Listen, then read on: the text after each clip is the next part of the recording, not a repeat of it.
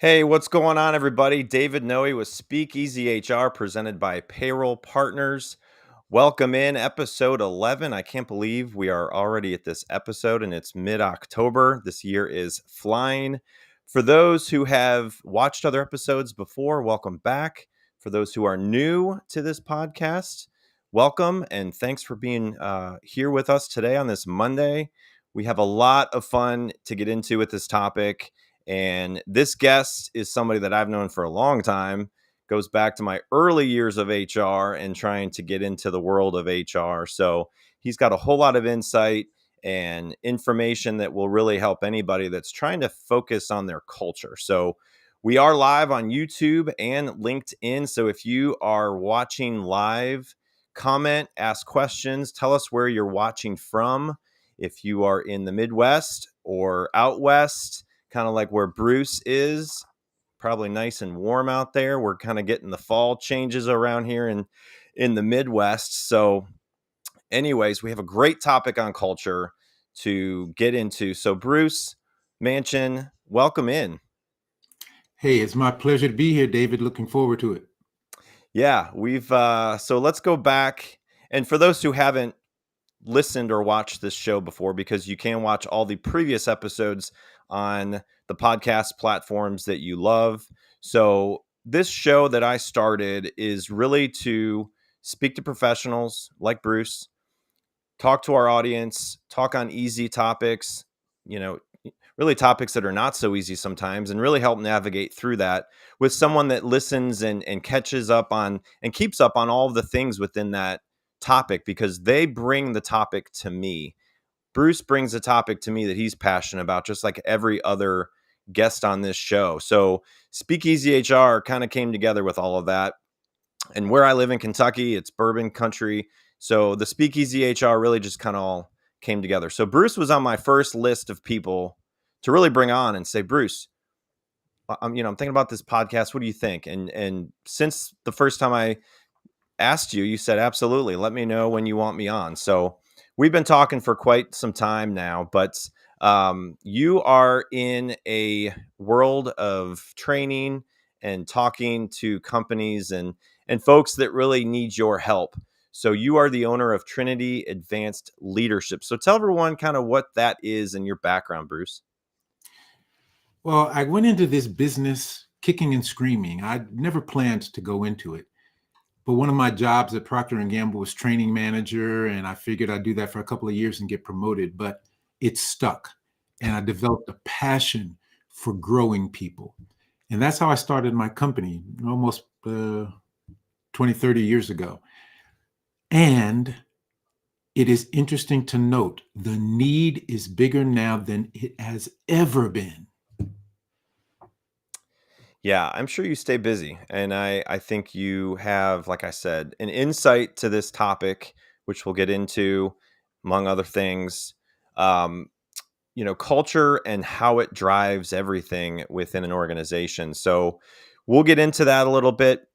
We'll cover really what that means and dive into culture a little bit. We do have the world famous envelope icebreaker game coming up. So you know the questions.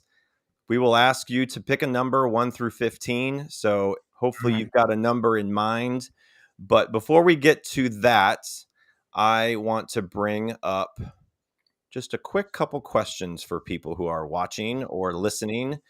Do you have a Porky payroll process? Is your current payroll provider hogging your time or money? Then you need to switch and consider talking to us at Payroll Partners. Learn more at payrollpartners.net.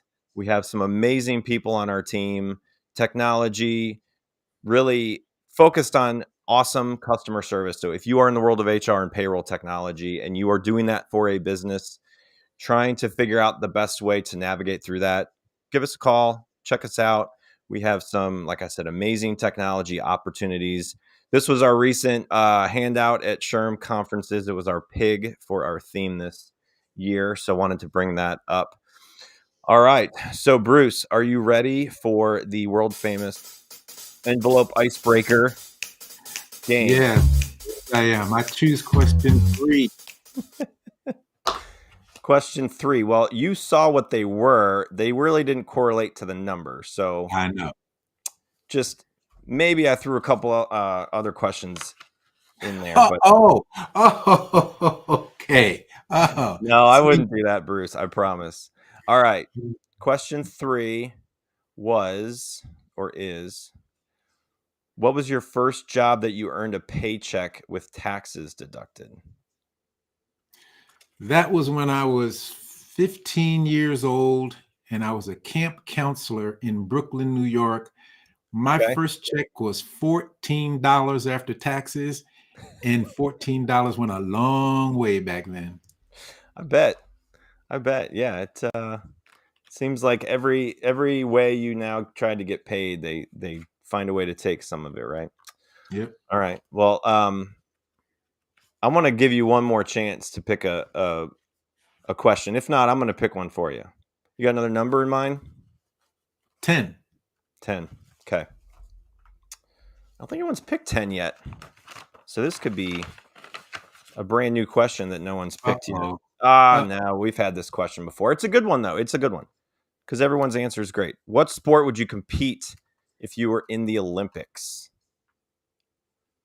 What would be your talent in the Olympics? Winter or summer? First of all, would it be winter or summer Olympics? Summer. It'd be Summer summer. Olympics. Yeah. Okay. Yeah. I would probably compete in the 440. 440. Okay. 400 meters. 400 meters. Okay. Very I'm cool. telling my age using 440 back when we used yards. Yeah. I was at the Olympics in Atlanta in 96. I went to the track and field days. That was fun. Oh, yeah. Good. Michael Johnson, Yep. his gold Nike shoes. Yeah, it was Yep. Yep. awesome. Were Very you cool. there for the bombing? I was at the park that evening. I wasn't there when it actually happened. But Okay. obviously that was before social media. You Yeah. wake up and the news is all about it. So my mom woke up. We were at a rental house kind of outside Atlanta, and she's like, "Oh my gosh, this is right where we were." And I mean, Wow. it really freaked us out. But after that, we were downtown. We were going around, and it was it was fine. But yeah, Mm. it was crazy to be that close when something like that happened Yeah. back in 96, when that was before a lot of other crazy tragedies we've had in different big venue situations. So Yeah. anyways, no, that's those were great. So going back to when you and I first met, Bruce, we were at similar companies, well, similar nature of payroll, HR, training, whatnot. We were Yeah. all under the same roof Yep. in Cincinnati, Yep. and you were one of the first trainers that I had as an HR professional. So Wow. in the disc training, you were the Yep. first one to give me that. We had some team training environment happening with the folks that I worked with. There was about 20 of us, I think, at the time. Yep. And so, you were one of the first when it comes to those kinds of, team disc personality kind of Mhm. mentality trainings that I had. So you've been doing it for quite some time. So now you're out west. You're out in the Vegas area, correct? Yeah. No tornadoes, no mosquitoes, no snow. Yeah, you don't have seasons. Do you have trees out there? Do you guys have any like trees or? Oh, yeah. Yes. Yeah. Lots of trees, Okay. believe it or not. All right. What's the biggest, newest attraction out in Vegas that you've gone to? The sphere, Yeah, that heard thing a is lot about that. phenomenal. Yeah, I've heard a lot about that. Well, we Yep. might get out there next year. I'm gonna have to keep in touch with you because You definitely do that. might Definitely. might make our way out west. Um, Cool. so Bruce does have a special for people listening. If you are watching live, this is going to be for you. You've got a deadline to meet to get this offer from Bruce. So we'll bring that up at the end of the show. If you are watching on demand and it's one of the podcast platforms, you also have time to take advantage of this offering from Bruce. So, going into 2025, Bruce, we've got election coming up. We've got people needing to hire people. and getting their positions filled. We've got a lot going on right now in the world of business. Yeah. So, culture drives everything was your top shelf topic for today, right? And Yep. so, when you look at this topic, first, why did you pick this topic? Let's get to that. Yeah.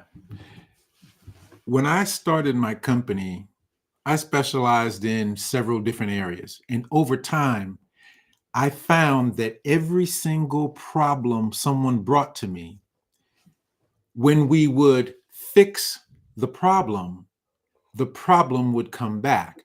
So Yep. we'd fix it again, the problem would come back. And I asked myself, what is the one common theme across all clients where this is happening? And I was able to latch onto it. And it is this: we were going into a culture where behavior that someone wanted changed was going on.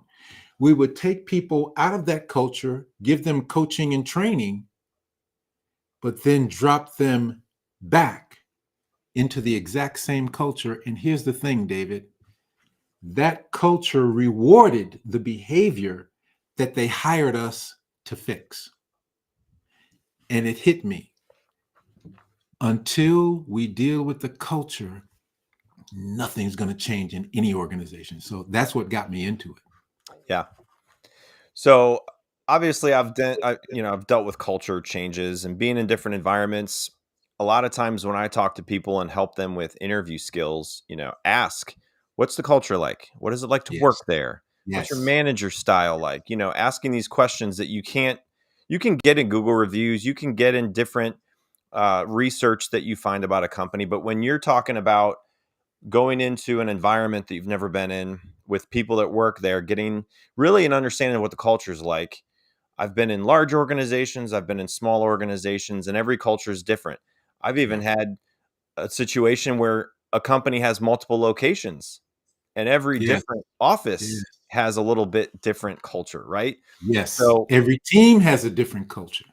every team has a different culture and every office has a different culture. So I've had to do environmental assessments, figuring Yes. out what's driving this problem to figure out a way to fix it. When people complain about the same stuff, Yep. nothing's getting done, nothing's changing. So if I look up in Google or just research what the definition of culture is, a few things came up.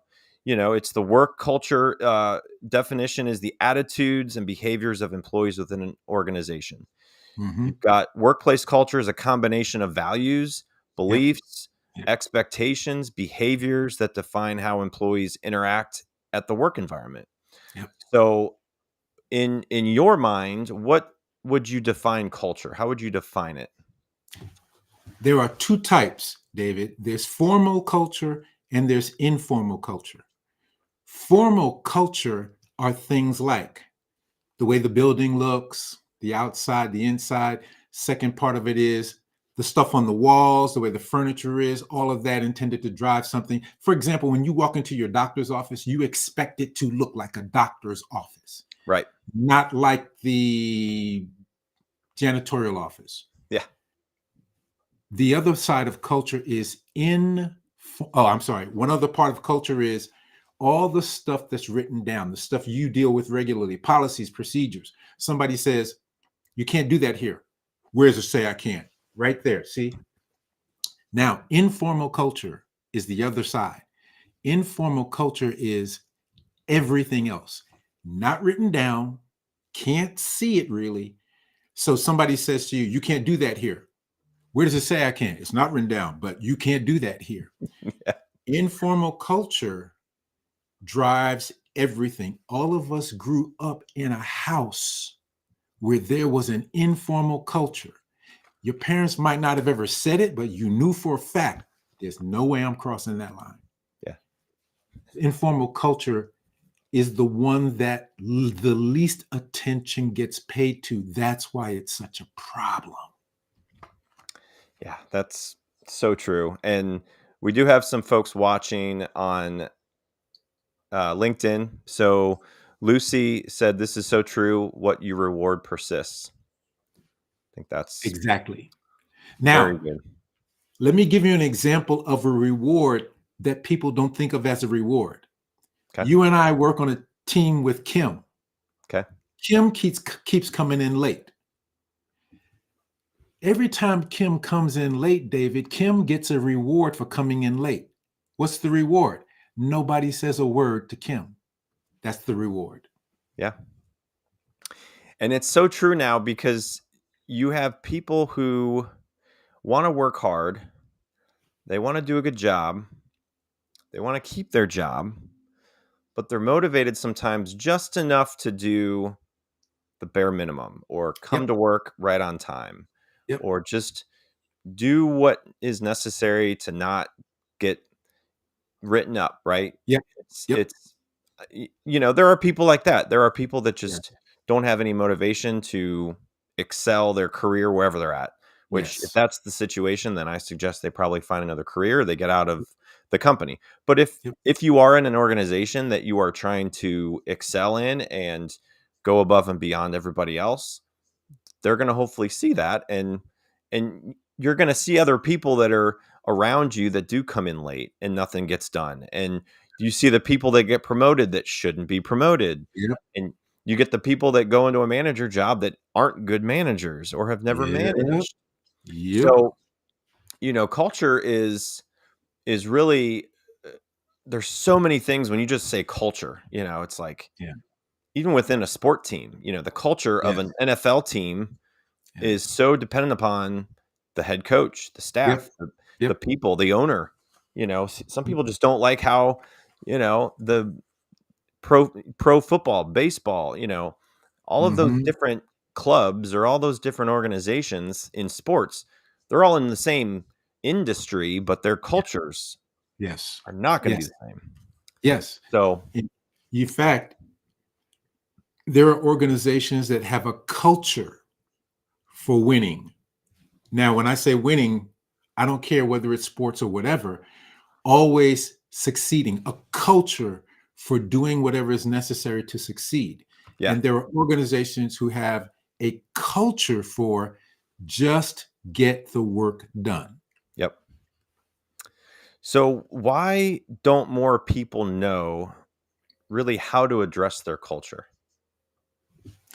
The reason is because they can't see it as a cultural issue. Again, with Kim, people keep asking the wrong question, David. They keep going, why does Kim keep coming in late? Why did you see Kim came in late? Oh, hi, Kim. How are you? Good to see you. Glad you made it. The problem isn't Kim. Here's the question that needs to be asked. What is it about our culture that would make Kim feel comfortable enough to keep coming in late? Yeah. That's the real question. You got to fix that. Yeah. So, what would you say is the number one thing people should keep in mind when they decide to address the culture and things that are happening? The number one thing I would ask them to keep in mind is unless you know what the cultural drivers are, the things that are causing the behavior I don't want, don't address the behavior. Because addressing the behavior in a situation like that means the problem will persist because the culture, even if the person changes, they will go back to old ways because the culture will beat them into recidivism. So, as an example, I had a client in Cincinnati who hired me and Mhm. said, we've got a problem. It was a real estate company. We've got a problem. What's your problem? We hired this many minorities this year, and all of them left within 12 months. So we've got a minority problem. I said, what's your proof that it's a minority problem? Because of that, I said, let me do an assessment of your culture to see if you're right. Here's what the assessment showed. They did not have a minority problem. They had a new agent problem. Their new agent process was so flawed. What they didn't realize was, even though all the minorities that they hired left, an equal number of non-minority agents that first year left also. Jeez. And the culture assessment showed that. Got it. Yeah, and it's funny because how many companies do culture assessments? It's like until there's a problem, then they call you and they say, "Bruce, I need some help. Yep. We're having a culture problem." Hmm. It's like how do you even know when to address it? Because Yeah. again, if you let the same behavior happen over and over and over again, it might take your best performer to leave and they say it's Yes. because of the culture. Well, what was wrong with Yes. the culture? Why didn't you Yes. ever say anything? Yes. So, uh, Lucy said this is excellent. She said, yes, the culture reinforces the behavior. And if the behavior is not aligned with the culture, the person will not survive there. In fact, there's something Dr. John Hauger calls the doom loop. Culture drives behavior. Behavior supports culture. Yeah. And it just keeps doing this and this. So each of us individually must realize in the situation with Kim, if Kim is on a team with you and me, David, and it's the three of us, Kim's not the problem. The problem's you and me who are keeping our mouths shut in front of Kim. Yeah. And the other part of the problem is if I am the team leader and someone comes to me and say, you need to go back there and tell Kim to stop coming in late, my answer is going to be, what was Kim's reaction when you told Kim to stop coming in late? Or I didn't tell her, then why are you telling me? Why are you asking me to do for you what you will not do for yourself? Yeah. That's the kind of culture you need to create as leaders. Yeah. You go for it first. Then if you come to me with the problem, I heard somebody say this, I'm always interested in hearing about your problem as long as it is attached to a solution. Yeah. Yep. Absolutely. If you are watching live, we have the chat up on LinkedIn, YouTube. So definitely ask your questions if you are thinking of them, because I'm sure other people are as well. We do have a question from Lucy who is uh, bringing up, can you change an organizational culture that has been in place for 10 plus years? Yes. One of my clients in Cincinnati has had the same culture for 27 years. We just changed it. It doesn't matter how long. What matters most is I've got to assess it neutrally. Yeah. In fact, most organizations already have the data available to assess the culture. They just don't read it as an assessment of the culture. It's so the answer to your question, Lucy, is it doesn't matter how long. The answer is yes. Yeah. And I think it goes along with what we do as a business, because we have clients that have been with the same company for payroll HR for a long time, and they finally make the decision to change and come work with us as we can, transition them into a different technology that they will use. But it's kind of like when you give them the tips and tools and all the ways to get their culture better in a better place, they still have to implement it. They still have to Exactly. do it. You can't be Yeah. the one there hand holding them. Yeah. So, and that was the next question that Lucy brought up was, how. Yeah. So it probably varies by every organization that you work with, but from doing the assessment and figuring out what the true cause and what the true issues are, is there, um she said this requires a large amount of executive support. Absolutely. Okay. Now, my recommendation to each of you, no matter where you are in the organization, there's a step that has to happen before anyone brings up a cultural assessment. And that is this: you must first be able to document that it is, in fact, a cultural driver that's causing this undesired behavior. If you can't prove that, nobody in your organization is going to listen to you. Yeah. Okay, now somebody's sitting there thinking, well, great. Well, how do I do that? Here's what I recommend to you: start asking this one question: what is it about our culture that makes so and so feel comfortable enough to do that over and over? If you start looking for that, you will be able to find the something. For example, Kim coming in late is because nobody is addressing Kim when Kim comes in late. The Right. fix is simple. Just Right. start speaking up.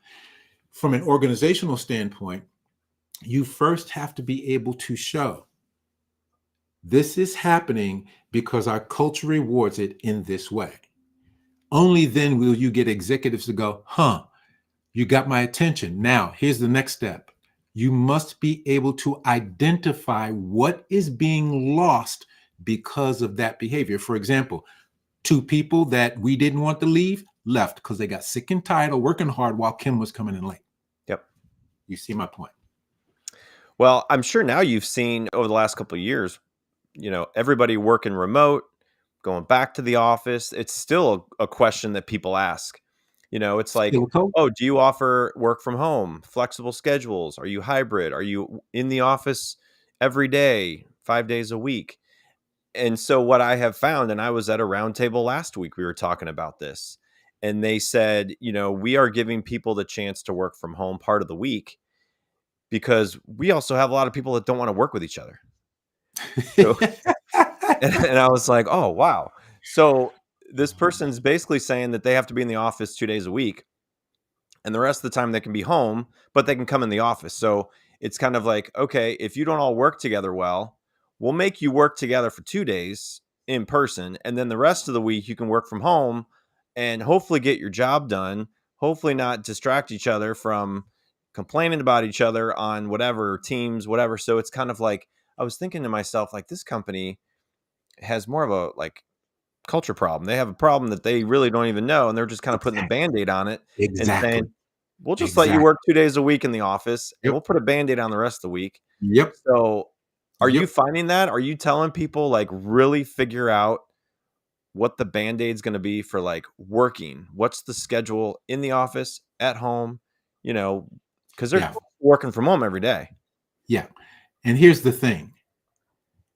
If, in fact, people are remote any period of time, they are given the freedom to not learn how to work with people different than they. Yeah. And that's a problem. That because when they're in the office, all they're thinking about is, goodness gracious, I can't wait until tomorrow comes because I don't have to talk to you. Here's another question. She said, is the cited example, how long did it take to change the culture of 20 plus years? All told, 8 months. Okay. But you got to understand, 4 of those months was nailing exactly what the cultural drivers were, and then presenting to them, because here's what the culture said. The culture, the assessment said this. Here's where the organization believes they are in all of this criteria. Yeah. Here's where they really are. Yeah. And here's what needs to happen to get to the place. But understand, I went into it because executives asked me, what do we need to do to get here? That's our goal. And I said, first thing, we do a cultural assessment. Yeah. And that organization applied it. So what happened for them to finally call you? Was it 2 locations okay, were performing so poorly, people were yelling and screaming at each other, and they started to identify a commonality between the 2 groups that were yelling and screaming at each other. It was just 2 unique groups of people yelling and screaming at each other. And the reason they were yelling and screaming at each other, people thought was because of their differences. The assessment showed it's because of the culture you're forcing them to work in. You're expecting them to get along, and they don't get along because they don't spend enough time together to practice getting along. and that's what I'm thinking. A lot of people that are still having teams work from home, if they have the opportunity to work in the office, and it's obviously what a lot of people have. I think the last study I saw, it was about 10% of people are still working fully remote. Yeah. So you do have 90% of people either fully working in an office face to face, or some kind of hybrid flex schedule, and it's just a matter of what's going to work for that company. But if there's a Band-Aid because of people not working together well and really helping, fuel that problem more and more, it's just going to become more of a problem, especially when you have younger folks coming into the workplace that don't even want to work in an office. So that's going to be Yeah. a whole nother challenge, Yeah. right? In So fact, David, if they're not getting along well in person, I guarantee you they're not getting along well electronically either. Why? Because the electronic part, they only have to sit there from this time to this time so I can pretend. And then when I'm done, I go back to being me. yeah, absolutely. So you've been able to help companies with culture problems for 20 plus years, right? Yes. Um, why for some organizations, if they just try to get rid of the bad apples, the toxic people, are you saying that works? Does that fix everything or what? No, it makes it worse. Here's why. Here's bad apple, 20 people that the bad apple works with. We got rid of the bad apple. We think everything's going to be great. The environment that the bad apple was in, all the culture that drove them feeling comfortable doing it is still there. Someone will rise up to be the new bad apple. Yeah. That's just basic evolution. Yeah. If you don't fix the culture, you will always have a bad apple problem. And then there's probably some kind of equivalent to bad apples equals whatever kind of culture, right? It's like Correct. if you have 100 people and you have one bad apple, that's pretty good culture. If you No, got it's not, because the seeds for growing the bad apple are still there. And yeah, what's interesting, David? If you take a gallon of water, all you have to do is put one drop of oil in it, and it's no good anymore. it's true. So when you go through that assessment, working with a company for 6 months to a year, how many times do they evaluate or reevaluate their core values and making shifts to what they truly believe in? Or is it really just reinforcing what they already have? You know what I mean? Do they Yeah. do they change a whole lot about the company, their mission statement, their values, their vision, or is it really just we need to reinforce what we've already put together? You see, if in fact they were living their values, they wouldn't have to hire me. Yeah. It is about 80% of the time part of the issue. The Yeah. way leaders behave drives the way other people behave. And unfortunately, there are leaders who are physically present, but emotionally and psychologically and intellectually absent, meaning they just show up and manage rather than lead. Mhm. Because here's what the leaders don't do. Leaders don't keep telling people, handle the problem, and leaders don't jump in and fix the problem. Leaders grow the people who report to them so that they feel empowered to deal with the issues themselves effectively. It's quite something, I tell you. It's an ever evolving, ever needed thing that you do because some companies just don't want to even make a change. They just want to complain about it. Yep. So it Yep. really takes the effort on the company's side. You can give them all you've Yep. got, all your Yep. tools. Yep. So Yep. I guess whether somebody's evaluated their culture, they feel like their culture is great. They put on all the job posts they put out there for jobs that are open. Great culture, great place to work. If they haven't really evaluated it yet or recently, is there something that you would suggest that they focus on? I mean, we're getting into the end of the year. Fourth quarter is really a lot of just finishing up the year. So even just trying to focus on culture for a company might be something they try to do early next year. Mhm. Obviously, at the end of this, we'll give everybody information to contact you, your special offer with Speakeasy HR. But, what couple simple tips and advice would you give somebody that's trying to really make a change? I would not only focus on what needs to be fixed. That's only half the equation. Too few companies focus on why is what's working working. If I don't know why what's working is working, I might jump in and change it as part of change Yeah. and not even realize it. That is just as important as finding out what's broken, because if it's working, don't mess with it. Yeah. Yeah. And you could call it a SWOT analysis, wherever you want to do. Yep. Identifying what's working, what your Yep. strengths are, Yep. and your weaknesses. Yep. Obviously, you've got competition, you've got threats of people leaving your organization. If Mhm. you have a service offered and customers are leaving, well, why are they leaving?